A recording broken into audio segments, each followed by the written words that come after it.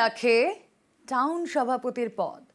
রানাঘাটে viral audio বিতর্ক, দুই ব্যক্তির ফোনের কথোপকথন ভাইরাল। অডিওয় বিধায়কের আত্মসহায়কের নাম, ফেক অডিও বলে দাবি মুকুটমণি অধিকারীর। পাল্টা তোলাবাজি, কাটমানি তোপ বিজেপির। শুনলাম তো তোর সভাপতির পদটা কনফার্ম হয়ে গেল। কিচ্ছু হবে না।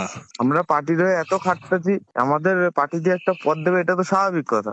আমাদের দেবে না। মুকুটের অফিসে গেছিলিস? হ্যাঁ, মুকুটের বাড়ি গেছিলাম। মুকুটের সাথে মালকড়ির কথা হলো, সম্ভব না ভাই দেওয়া।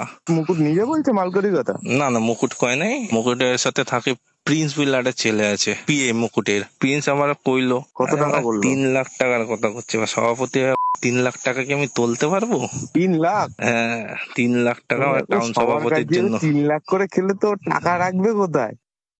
নদিয়া দক্ষিণ সাংগঠনিক তৃণমূল যুব কংগ্রেসের দায়িত্ব পাওয়ার পর থেকে কিছু ছোট ছোট গোষ্ঠী এবং বিরোধী শক্তি তারা আমাকে ডিফেম করার জন্য উঠে পড়ে লেগেছে। যে ব্যক্তিকে নিয়ে এই অডিওটা বানানো হয়েছে প্রিন্স অধিকারী, আমার আত্মসহায়ক, কিন্তু তার বলা এই অডিওর মধ্যে কোথাও নেই। দুজন উদ্দেশ্য প্রণোদিত ভাবে কিছু অপশক্তি তাদের মাথার উপরে হাত রেখেছে বলে তারা এই অপকর্মটি করেছে। যারা এর সঙ্গে যুক্ত তাদেরকে আমি আদালতের কাঠগড়ায় নিয়ে গিয়ে দাঁড় করাবো।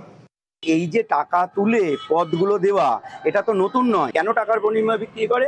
কারণ জানে যে এই পদগুলো যারা আগামী দিনে পাবে তারাও মার্কেট থেকে টাকা তুলবে।